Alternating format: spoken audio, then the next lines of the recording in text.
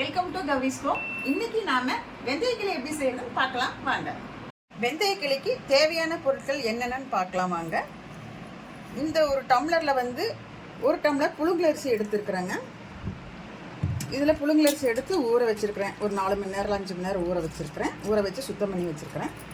அப்புறம் இதே டம்ளரில் 1/4 டம்ளர் அளவு வெந்தயம் எடுத்து ஊற வச்சு அதையும் சுத்தம் பண்ணி வச்சுட்டேன். அப்புறம் இதுக்கு தேவையான அளவு மண்டை வெல்லம், அப்படி இல்லைன்னா கருப்பட்டி நான் பாகு காய்ச்சி வச்சுருக்கிறேன். இதுக்கு ஒரு டம்ளர் இது ஒரு 200 கிராம் வரும். இதுக்கு நான் ஒரு 1/4 கிலோ அளவுக்கு கருப்பட்டி எடுத்து காய்ச்சி வச்சுருக்குறேங்க. காய்ச்சினா ரொம்ப காய்ச்சி இல்லை, கொஞ்சம் சூடு பண்ணி அந்த தூசியெல்லாம் போகிறக்காக எடுத்து வச்சுருக்கிறேன். அது என்ன வடிக்கணும்னு வடிக்கலை. அப்புறம் அதுக்கு தேவையானது நல்லெண்ணெய் ஊற்றி கிண்டுறதுக்காக நல்லெண்ணெய் கொஞ்சம் எடுத்து வச்சுருக்கிறேன். இதுக்கு தேவையான பொருள் இவ்வளோ தான்.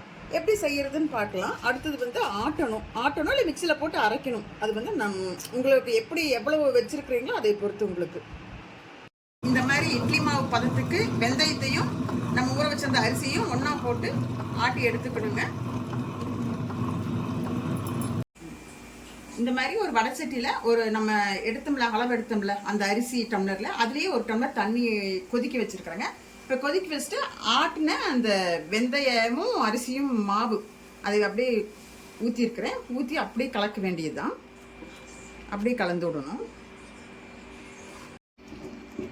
இப்படி கிண்டிக்கிட்டே இருக்கணுங்க. கொஞ்சம் கை வலிக்க தான் செய்யும், ஆனாலும் விடாமல் கிண்டணும். அப்போ தான் கட்டி விழுகாமல் நல்லா களி அப்படியே நல்லா புதுன்னு வரும். இப்போ பாருங்கள், நான் எவ்வளோ தண்ணியாக ஊற்றிருந்தேன், இப்போ கட்டி எவ்வளோ கெட்டியாக இருக்குதுன்னு பாருங்கள். களி அப்படியே கெட்டியாக இருக்குது பாருங்கள். இன்னும் நம்ம இது கூட கொஞ்சம் நல்லெண்ணெய் ஊற்றிட்டோம்னா அந்த சட்டியில் பிடிக்காமல் வரும். கொஞ்சமாக நல்லெண்ணெய் ஊற்றி முதல்ல கொஞ்சமாக ஊற்றிக்கிண்டுங்க. ஊற்றிக்கிட்டீங்கன்னா உங்களுக்கு சட்டியில் அடியில் பிடிக்காமல் வரும். கொஞ்சம் இனிப்பு பண்ணிக்கலாம் அப்படின்னு சொல்லிட்டு கருப்பட்டியை நல்லா வடிகட்டி எடுத்து வச்சுருக்கிறேன். இப்போ அதையும் செஞ்சு பார்த்துடலாம்.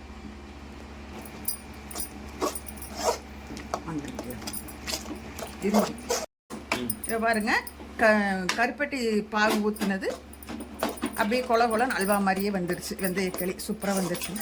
இதில் இன்னும் கொஞ்சம் நீங்கள் நல்லெண்ணெய் வேணால் ஊற்றிக்கலாம், இல்லை நெய் வேணாலும் ஊற்றிக்கலாம். இப்போ நல்லெண்ணெய் கொஞ்சம் ஊற்றிக்கலாம்.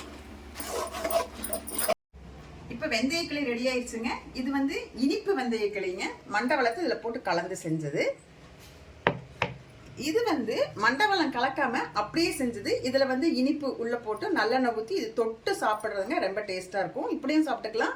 அப்படி இல்லை உங்களுக்கு ஏதாவது குழம்பு நீங்கள் ஏதாவது வச்சுருந்தீங்கன்னா, நாங்கள் இன்றைக்கி கீரை வச்சுருக்கிறோம், அதனால கீரை தொட்டு சாப்பிட்லாம் அப்படின்ட்டு நாங்கள் கீரை ஊற்றி வச்சுருக்குறோங்க. நீங்களே இதே மாதிரி செஞ்சு சாப்பிட்டு பாருங்க. இந்த மாதிரி செஞ்சு சாப்பிட்டு பார்த்து உங்களுக்கு எப்படி இருக்கு அப்படின்னு சொல்லிட்டு எனக்கு கமெண்ட்ல சொல்லுங்க. இந்த வீடியோ உங்களுக்கு கண்டிப்பாக யூஸ்ஃபுல்லாக இருக்கும் அப்படின்னு சொல்லி நான் நினைக்கிறேங்க. இந்த வீடியோ பிடிச்சிருந்ததுன்னா எனக்கு ஒரு லைக் பண்ணுங்க, அப்படி ஷேர் பண்ணுங்க. ஏதாவது சொல்லணும்னாலும் கேட்கணும்னாலும் கமெண்ட்ல சொல்லுங்க, கேளுங்க, நான் அதுக்கு பதில் சொல்றேன். வேற ஏதாவது டிஷ் செஞ்சு போடணும் அப்படின்னாலும் சொல்லுங்க, நான் உங்களுக்கு செஞ்சு வீடியோவில் போடுறேங்க. அப்படியே நம்ம சேனல் கௌரிஸ் ஹோம் சேனலை சப்ஸ்கிரைப் பண்ணிட்டு பாருங்க. நன்றி, வணக்கம். நான் அடுத்த வீடியோவில் உங்களை சந்திக்கிறேன். சரிங்களா?